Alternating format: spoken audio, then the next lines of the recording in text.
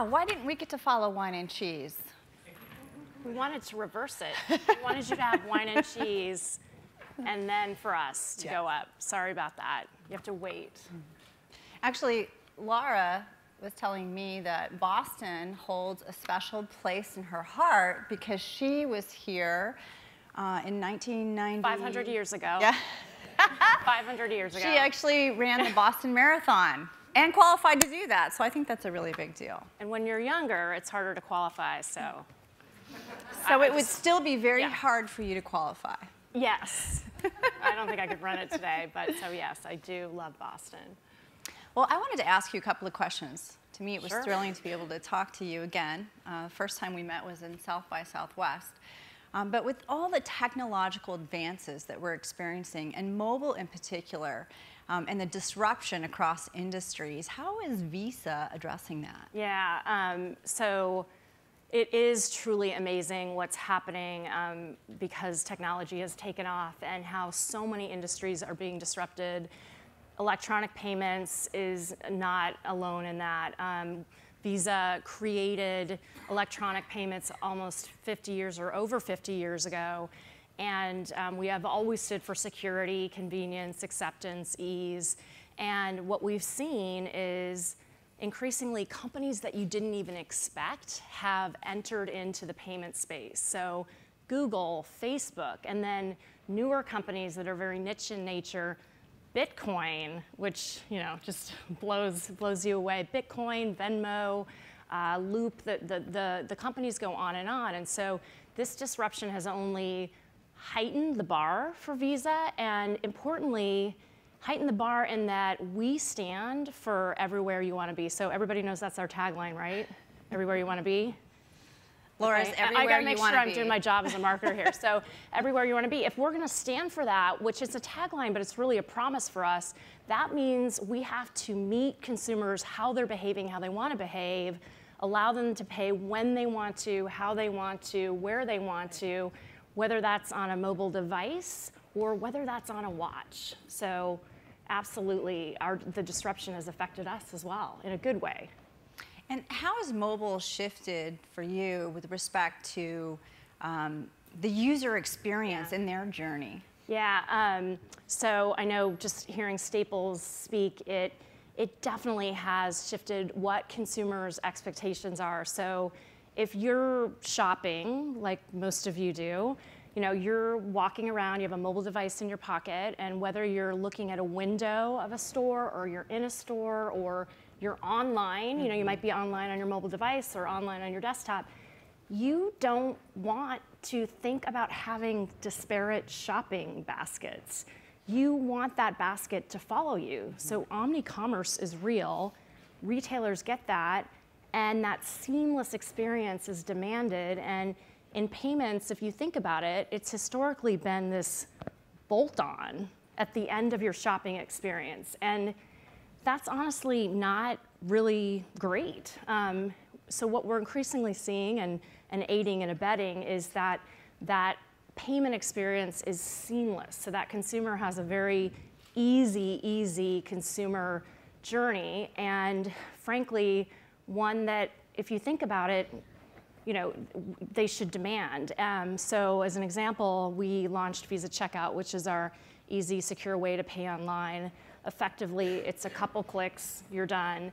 And the reality is, the insight there is you shouldn't have to fill out 44 form fields online. And if you're watching a Red Sox game on your couch, like many people are doing, they're multitasking these days, you shouldn't have to get up and get your credit card from your handbag or your wallet and then punch in that information. That's not okay. So, we've created products. Apple Pay, going into a store, you're always holding your mobile device. You're not holding your wallet as you walk down the street. You're holding your mobile device because you probably were on the phone. And so shouldn't you be able to tap your phone at point of sale because of near field communications and just go? So tap and go. And so that seamless consumer journey, Visa allows Apple Pay to work. That's what we do. And I'm glad you spoke to a lot about your product and Visa's product, but I'm wondering if you can also address how this use of mobile technology has changed Visa's communications. Yeah, so yeah, you got the product side, but then how do I communicate as a marketer? Because the reality is this thing, we know that consumers now get 29,000 marketing messages a day because of this. Wow. They get 29,000 a day? 29,000. The other... That's tweetable. Did it make it? It's listen to this. So 15.5 hours of digital media is consumed by the average consumer. That is more than I'm in my work clothes, wow. If you think about it. That's 15.5 hours out of a 24-hour day. Yeah. That's because it's the blow first your mind? thing that you touch when you true. Typically you wake up. The days of I targeted a consumer knowing they had an alarm, they got the New York Times or the Wall Street Journal, they read that, so I had a print ad, then they got in their car, they commuted, there was a radio spot. Those are gone. And because this is a multimedia device, yeah. I have to be incredibly compelling to break through to them. And what we've recognized is that as marketers, we used to think about owned, earned, paid being discrete buckets. And now we acknowledge that because of this, they're completely blended. A consumer isn't thinking, hey, that's owned content that I'm looking at. That's paid content. And so we acknowledge that the best marketers, the best brands recognize those three media areas are blended. And so we often lead our communications with earned. And I think a great example of that is with Visa Checkout, our online easy way to pay. We knew that we had to break through with a compelling message. So we had to wrap it in something interesting. We have a terrific partnership with the NFL. How many people are football fans? Okay. Gosh, not as many as I would expect. Anyway, there's a great receiver, Larry Fitzgerald, and there are three great quarterbacks, Colin Kaepernick, Drew Brees, and Andrew Luck. And what we did is we had Larry Fitzgerald pay using Visa Checkout on a mobile device while catching footballs one-handed by these three quarterbacks. And we had that as film. It was originally bird to be digital, and it was a television spot, but then we took that idea that it's so easy you can make a purchase with one hand to the Super Bowl, and instead of buying a really expensive Super Bowl spot, we took Odell Beckham, who's a great rookie player, who's a terrific baseball, terrific receiver, and we had paired him with Drew Brees, and we had them break the world record for catching the highest number of one-handed catches within a minute. That went crazy on virally. It became the #1 tweet in the United States for the day and the #2 tweet worldwide. Wow. And so by wrapping a product benefit, so easy you can use it in one hand, in a compelling message, we were able to break through. And that's what you have to do when you're competing with all of these messages that come across on this device. And you guys are touching the customer in a way that's relevant for them. Exactly. And makes them want to engage with you. That's exactly it. Instead of serving up product benefits that might be kind of boring, you might go to sleep. And I love that you've been talking to us about what Visa's doing for the consumer.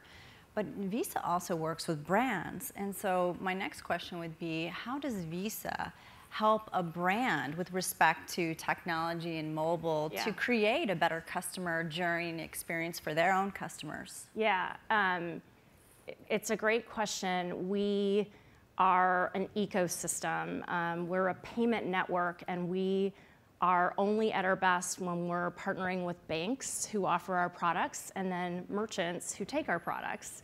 And so we work with a host of great brands, partner with great brands. A great example of that would be 1-800-Flowers, who's a great partner of ours.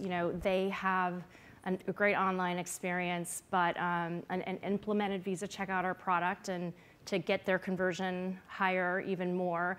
But they, said to us, classically, as you might imagine, we get big spikes of shopping behavior on holidays. Graduation, Father's Day, Mother's Day, Valentine's Day. We'd like to see sales on other days. And so with our connection to football, we said, in fact, this was an internal employee who came up with this great idea. She said, what about we create something called Foot Valentine's Day?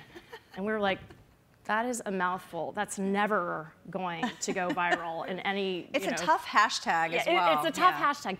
But effectively what it was she explained, hey, so many people go into the football season and say goodbye to their partner, their spouse. Yeah, and they're like, I'm gonna be out of pocket for the next 12 Sundays and Monday nights. This is true. And so we created this holiday, which was effectively order a bouquet of roses for your significant other to, in forward, to ask for their forgiveness as they go into the football season. And it was a huge success. And so they had this big sales spike during a period they typically didn't get sales. And of course, we made sure there was a wonderful, seamless consumer experience from a checkout standpoint. But there's I think a great example of supporting and helping our partners. Absolutely. Which I think that's such a great idea, using your own talent from within to innovate this great idea. Yeah, and one of the things I would just say, when we talk about how this has created so many changes, we have, one thing that I've done is I basically blew up the organization such that no one works on a staid product line. Everyone is working across, so horizontally versus vertically. And that has allowed for ideas to spark and people to be inspired by each other and then come up with crazy ideas like Foot Valentine's Day. And you knew I was going to have to ask you this question because everywhere you go now, don't they have to ask about millennials?